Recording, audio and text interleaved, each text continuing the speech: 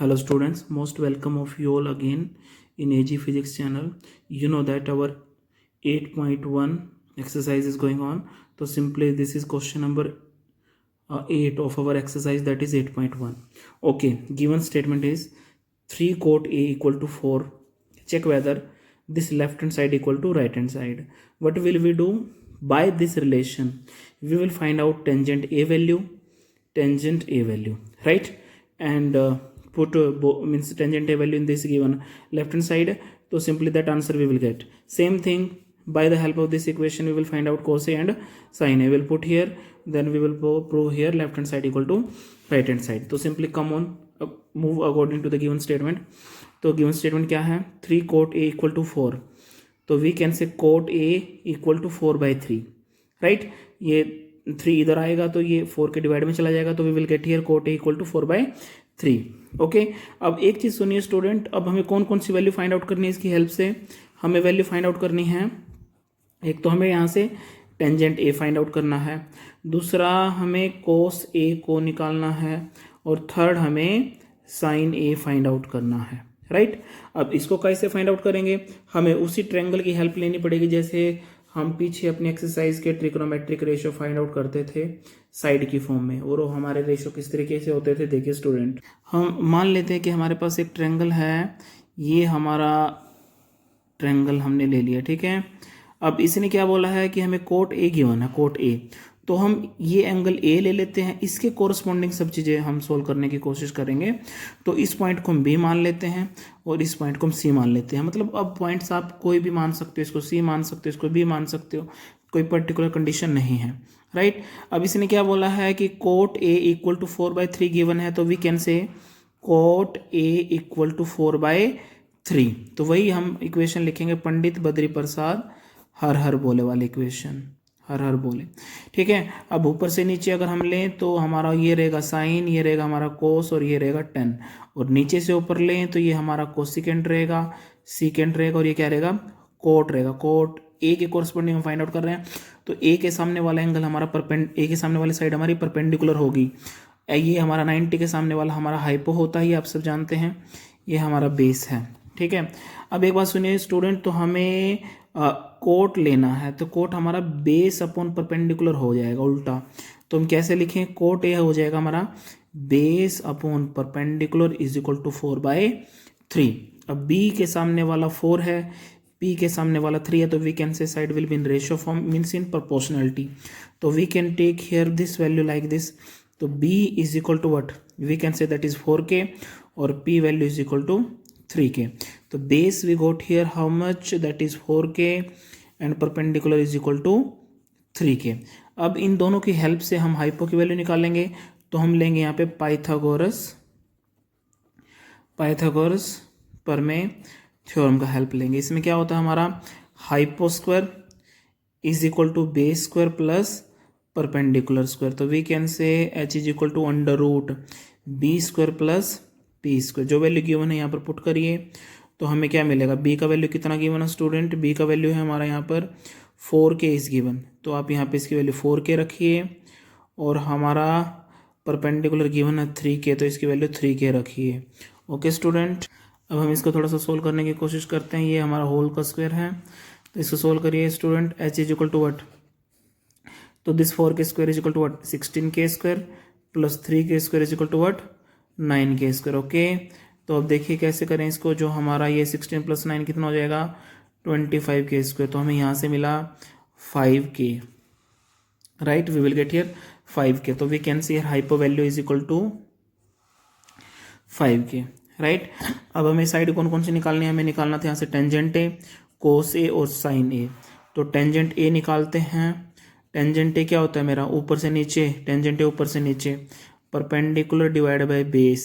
अब परपेंडिकुलर हमारा कितना है? दिस इज 3K, और बेस कितना है? परपेंडिकुलर अपॉन बेस, बेस हमारा कितना है? 4K. तो K से K कैंसिल आउट हो गया, तो टेंजेंट की वैल्यू हमें मिली 3/4, राइट? उसके बाद हमें फाइंड करना है कोस ए. कोस ए क्या है हमारा? देखिए स्टूडेंट बताइए, कोस हमारा बेस अपॉन हाइपो, कोस ए हमारा क्या है?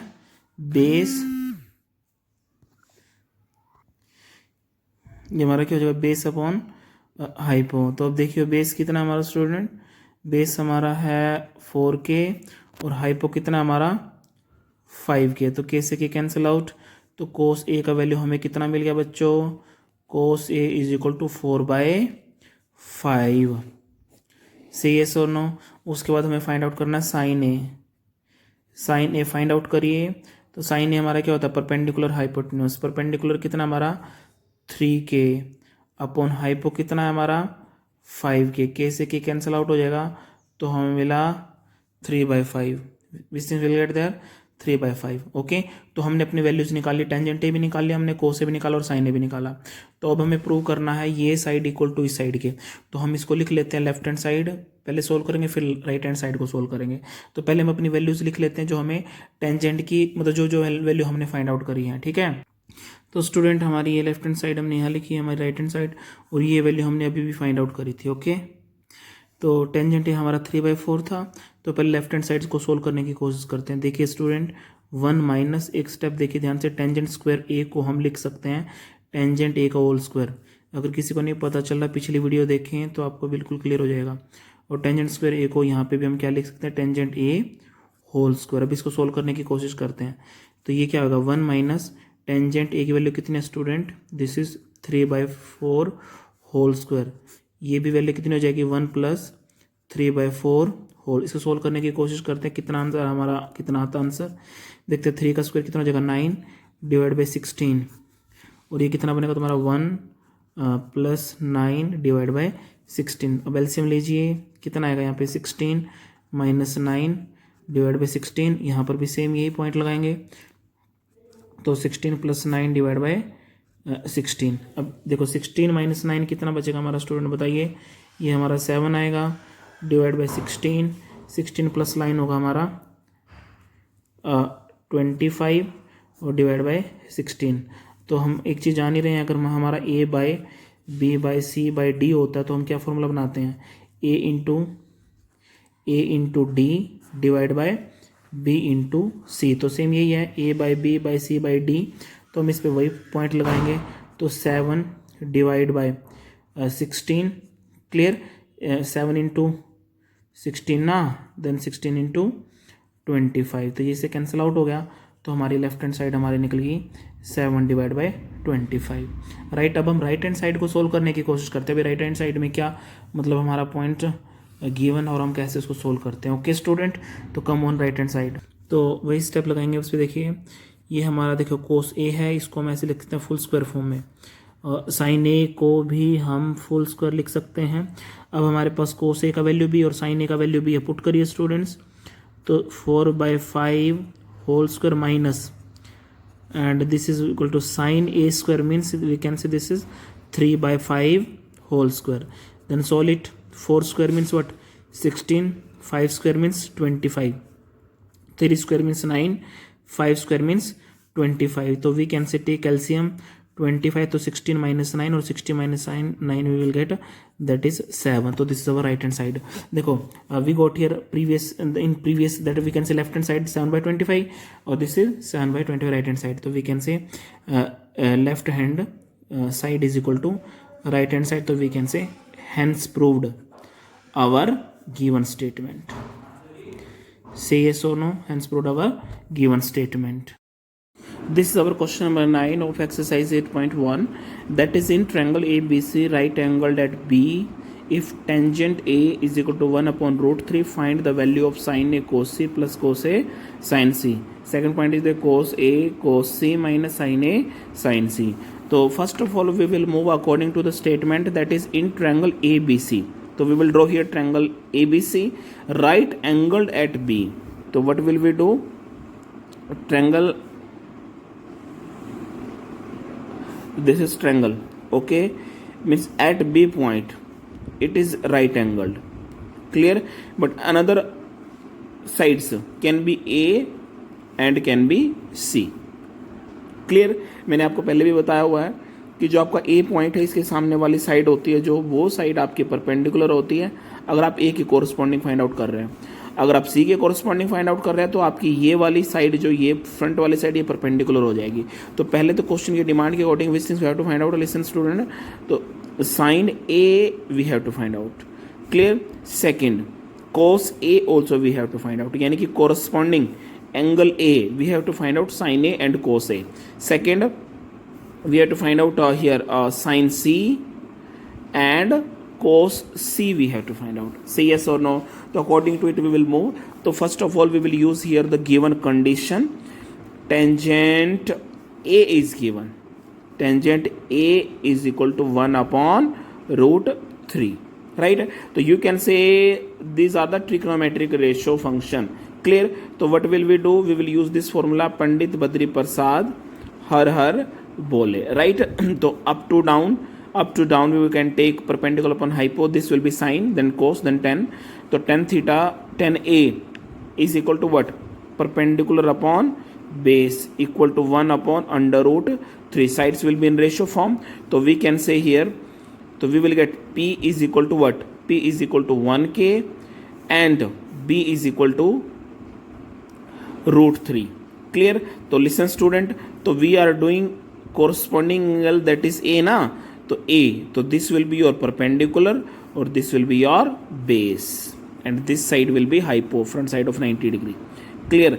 So we know, we can say that P is equal to 1k, B is equal to root 3. So H we will find out by Pythagoras theorem.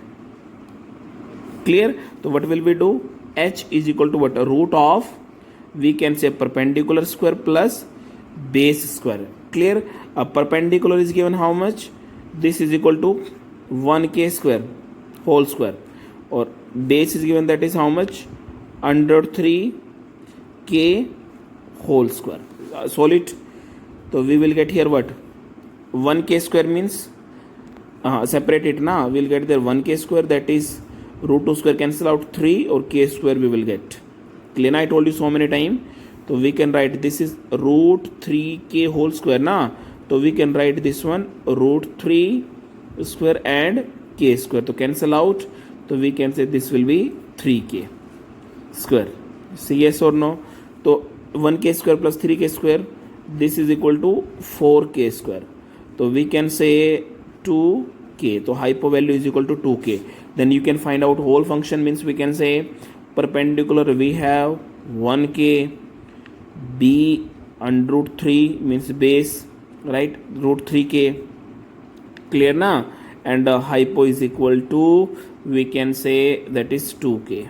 ये किसके हिसाब से है? जब हम एंगल ए ले रहे हैं. कौन सा एंगल ले रहे हैं? ए. ठीक है ना? तो अब साइन ए कोस ए निकालो. तो निकालो साइन ए. तो साइन इज इक्वल टू क्या होता है? पहले वाला परपेंडिकुलर अपॉन हाइपो. तो we can say P by H. P is given how much? Tell me student here. P is given how much? Oh my God, tell me ना. P is equal to 1k and h is equal to what student? That is 2k. तो sin a is equal to 1 by 2. Find out cos value. तो cos a is equal to what? Base upon hypo. Base divided by hypo. Base is given how much? Root 3k, or hypo is given same, that is 2k. Cancel out. We will get here 3 by 2. Say yes or no. This is this ratio sin a cos a, corresponding angle a. Then find out corresponding angle sin c, corresponding angle c. So listen student, which thing we have to find out? Corresponding c we have to find out sin c and cos c. So same formula we will use, but corresponding c, so this side will become perpendicular or this side will become base. So value will change. That value which we have there perpendicular one, this will become base, other side will be perpendicular. So I am writing on next page. So perpendicular is equal to, then this will become perpendicular na. So we can say perpendicular is equal to, okay, p is equal to root 3, side will change na, base replaced by perpendicular, perpendicular replaced by base. So same thing we will apply here. Pandit Badri Prasad Har Har Bole. This one we will take help of this formula. Listen, now we have to find out sin c and cos c. So sin c is equal to what? Perpendicular upon hypo. Perpendicular is given how much? That is root 3k divided by hypo is, that is 2k. So we can say this is root 3 by 2. Or sin cos c. Second value we have to find out cos c. So cos c is equal to what? Perpendicular upon cos C is equal to base upon hypo. Base upon hypo. Base is given how much? 1k upon hypo is given, that is 2k. So we will get that is 1/2. Clear?